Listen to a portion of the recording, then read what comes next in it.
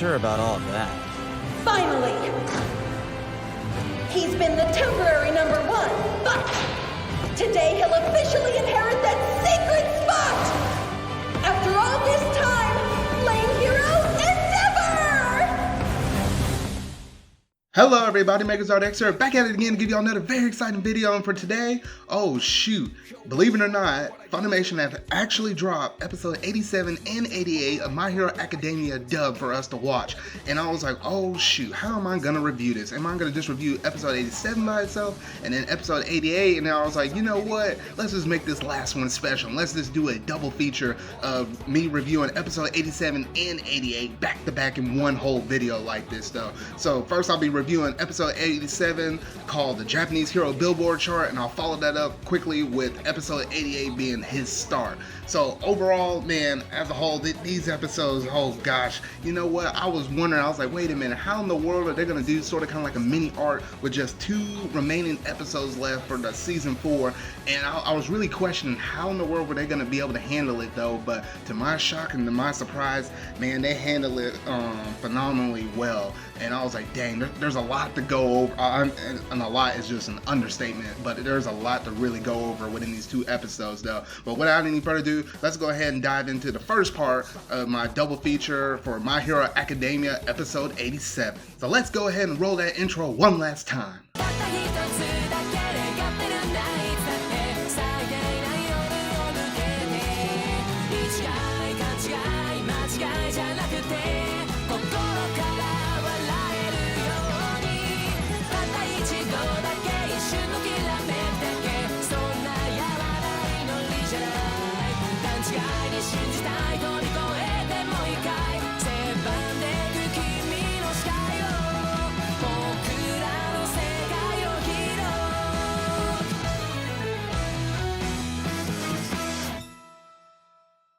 Well, we're finally here. Through all of the exhilarating high-paced ups and the sad and unfortunate downs of My Hero Academia's 4th season, I known there was a bridge we had to cross eventually.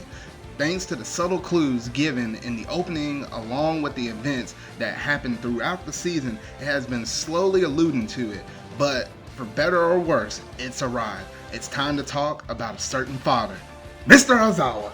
Okay, although he isn't technically Aries' father, but seeing that he's become her de facto guardian and that she'll be living at UA for the foreseeable future, I'm gonna call him dad anyway. It's a darn good fit for him too. Eraserhead is a strict but nurturing mentor figure for Class 1A, so just the idea of seeing him fumbling his way through caring for a small child is too adorable to handle, and it's precious, and it always brightens my mood seeing cute little Eri in any episode, and I mean any episode. Gosh darn, that's the girl you're always gonna have to find a way to protect no matter what. But of course, this episode isn't just about cute domestic shenanigans. It's all about the Hero Billboard chart, and that means we finally got to address the number 2 hero of My Hero Academia's Japan, Hawks. To many manga fans, Hawks became a big fan favorite after his introduction in the manga, and it's easy to see why with his debut here. He's young and confident in a very smooth way, making all of his actions seem totally effortless no matter how complex. Over the course of a casual walk down the street, we see him save pets from being run over, help the elderly, and stop an attempted villain attack in the same breath. Yet to a casual observer, it would seem like he didn't even break a sweat, and that's what makes Hawks such an intriguing character. There's something to his overall attitude that always has you second guessing just how much he's paying attention. Is he really as laid back as he seems, or is that just what he wants everyone to think? Only time will tell, but he makes for an immediately intriguing new character even this late into the season, and I already want to know more about him. Now, for all y'all that may have watched the movie already, the newest recent My Hero Academia movie actually introduced Hawks as early as that, and just now we're being able to finally see his character showcased off in the anime. So it was really nice to kind of see him in the movie though, but we didn't get to see a lot about his character back then. But as compared to now, we're able to see a whole lot more of his character just within these first 20 minutes of his anime canon debut.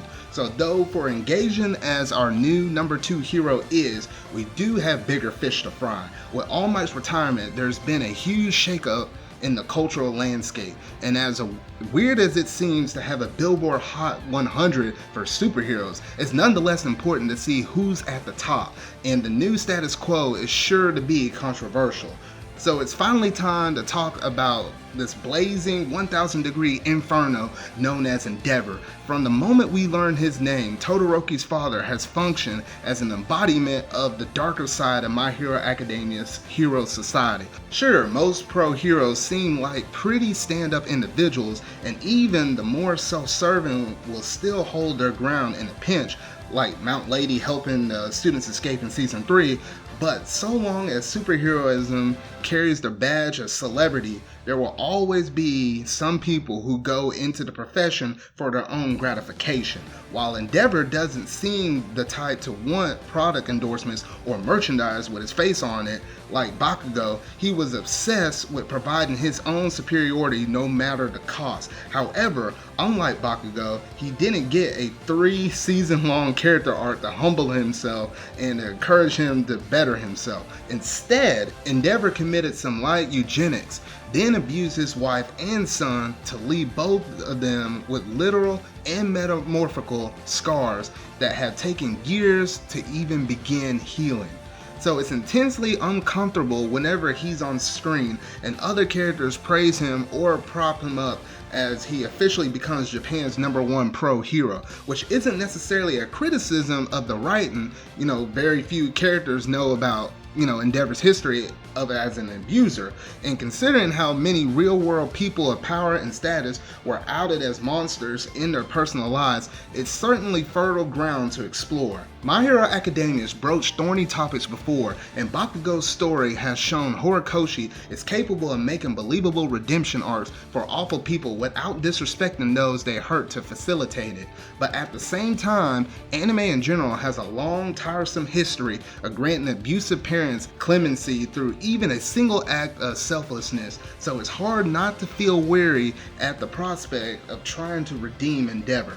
Now, I can't deny an uneasiness at seeing Hawks metamorphically placing the crown of superhuman society on his fiery forehead. There's potential here to craft a complicated, emotionally complex character study that's rarely seen and shown in storytelling, but there's equal room for a clumsy and misguided try at turning a monstrous character good by simply showing he's capable of not being a jerk sometimes. So that left me thinking, how are they going to pull this off going forward for the future of My Hero Academia, especially within the next episode in which we see a cool new villain crashing into the picture in its closing minutes. My Hero Academia is absolutely playing with fire right now. So the real question is, will they manage to close out this mini arc with Endeavor in such a way where it doesn't just conclude this mini arc, but opens up the window of opportunity for Endeavor to grow as a father, a hero, and a human being going towards within the My Hero Academia world. So that about does it in terms of my review for My Hero Academia episode 87 being Japanese Hero Billboard chart. But y'all gotta let me know down in the comment section down below, how did this episode as a whole make you feel?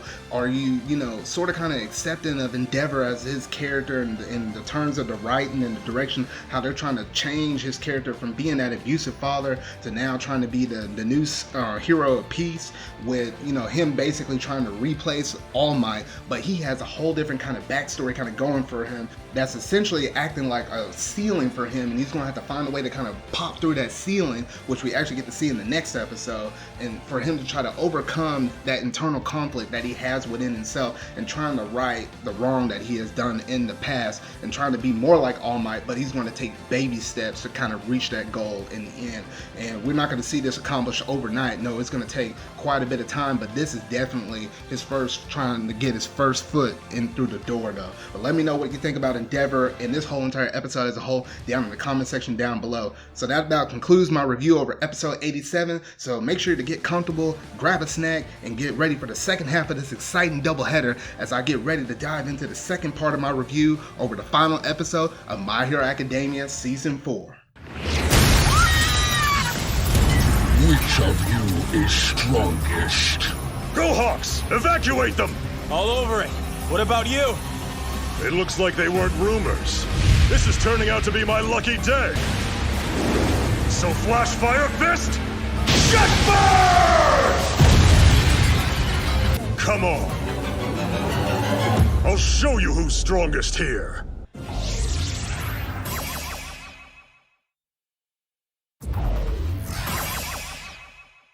Right now, not only is this monster faster and stronger than me, I have no idea what other quirks it may have. Holding back could prove to be fatal.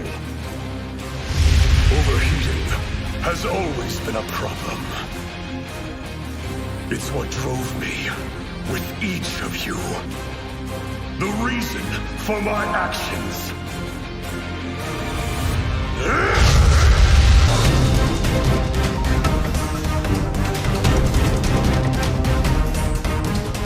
My Hero Academia Season 4 finale is finally here, and it's a lot. And when I say a lot, I mean a lot. In many ways, it's a break from the traditional formula for the series. Past season finales have always wrapped up their current storyline all neat and tidy before taking time to tease the next big story arc for what's to come in the next season.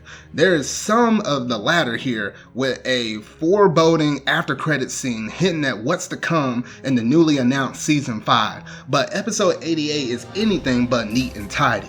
It manages to display a knockdown, drag out, not the bad kind of drawn out, but the good kind of drawn out, brawl against a nasty new Nomu, and a deep dive into the swirling monsoon of emotions and ideas burning inside My Hero Academia's messiest character, choosing to end this season on a purely thematic coda rather than trying to tie up all the loose ends and lingering questions. The idea so much of season 4 has been one very big question: who will take up All Might's place in the world at large now that he's retired? It came up throughout the Overhaul arc and even during Deku's crisis of faith in the school festival, but it's always felt like an answer that was far off in the distance.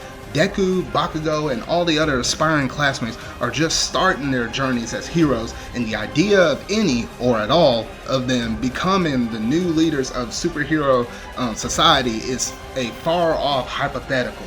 But for Endeavor, that question has been staring him in the face for months, poking and prodding at every one of his myriad flaws and moral failures. He's fought and clawed his way into the position of number 1, only to find himself buckling under the responsibility it entails. And all of that comes to head when a new high-end Nomu comes flying out of the blue looking for the strongest opponent possible and promptly hurls Endeavor through a skyscraper. The fight itself is a perfectly thrilling affair. As expected, Bones pulled out their A-game for the action climax, and while it's not as jaw-dropping as some of the past seasons, crescendos, it's a visual treat nonetheless. The biggest flourishes go to Endeavor's increasingly brutal flames as he lights himself up panning the city skyline, with some wonderfully gross cuts of Nomu's regeneration for seasoning. Hawks gets his fair share of action too, showing off just how skilled and calculating he can be in a pinch, flying every which way across the fight to protect civilians and other heroes alike while doing everything he can to support Endeavor in the main brawl. Regardless of how you feel about the man at the center of it all, this episode is absolutely worth watching at least once for animation's sake. I've always hated that damn school motto, but it seems appropriate.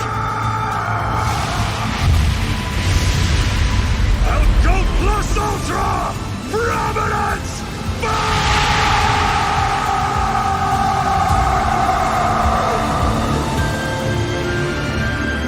But at the core of this episode, it is all about Endeavor, and that's almost certainly to put people off. With topics as sensitive and personal as parental and spousal abuse, everyone's going to have a different threshold of what's nuanced character writing and what's hand-waving an abuser's crimes for the sake of the plot. If nothing else, the exploration is interesting in its own right. As the fight spreads across the city and is broadcasted to the world, we see a number of different perspectives on who the Flame Hero is to them. And one little interesting thing I wanted to point out was the fact of the matter is there was one character out in the audience that was trying to calm the public, and he had some spiky hair with some, spiky red hair, and honestly, he kind of looked like Natsu, and I know many dub fans have been wondering, who's going to voice that one random character though, and, everybody was wondering, say, hey, you know what, that's a perfect role for Natsu's English dub voice actor to, voice, and they did choose that pick, and honestly, that was a really nice little touch right there, and I actually kind of enjoyed that for that one little moment though. So to the public at large, he's the only thing keeping their teetering sense of safety from falling over the edge, whether he's ready for it or not. To Hawks, he's the one person who truly wanted to surpass All Might, fighting the complacency engaged by the symbol of peace's unwavering dominance. This recontextualizes of All Might's legacy. It's surprisingly sharp considering it takes up just a few scant seconds among the melee. But more importantly, it lays out the show's philosophical point of view of Endeavor's action. What he did to his family was not only awful, but it was ultimately a portrayal of his own desire for strength, twisting a drive to improve himself into a crazed and toxic thirst for validation. So when he finds himself locked in a battle with a reflection of his own evils, Endeavor has to finally face himself and decide who he will be going forward. Will he crumble under the pressure and revert to the monster he's been, or will he fight and stand with what's left of his own heroism? The battle to find the answer is tense, thrilling, and ends on a powerful note. The image of Endeavor immolating himself and creature he once was stands right alongside My Hero Academia's most iconic imagery, and it punctuates a heroine baptism in fire for a man trying to blaze a new, better path for himself. Bloodied, half-broken, Endeavor emerges from the wreckage of a fight against one of his own sins, and for a singular moment can raise his fist and say he's truly number one.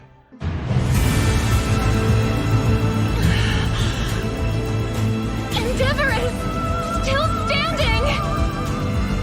He did it! He's on his feet, with his fists raised high! A sign of victory! No, a symbol of a new beginning!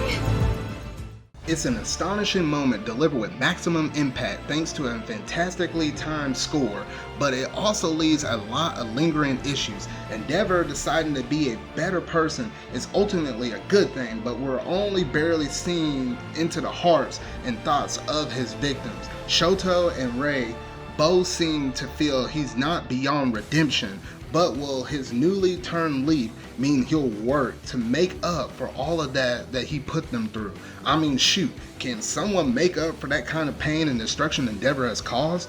While it will still be a long road for Endeavor moving forward, looking at the sigh of relief that Todoroki gave once the battle was over proves that Endeavor is making some improvement for the fact that Todoroki cared enough for him and his well-being during the battle. On the whole, My Hero Academia's fourth season has been a parade of ups and downs in terms of intense action, as well as some emotional moments with some truly transcendent moments of character writing and animation. It has been truly an honor to watch this season from beginning to end, and I just want to say to all of my viewers, for anybody that has been sitting here watching all of my reviews, or just maybe some of them along the way, I just want to say thank you all so much for taking the time out just to listen and hear what I have to say about each and every one of these episodes. And it's been truly an amazing journey from beginning to end, and I just want to thank everybody so much for me having this wonderful opportunity though. Now, if the time will come again, whenever we do get the fifth season,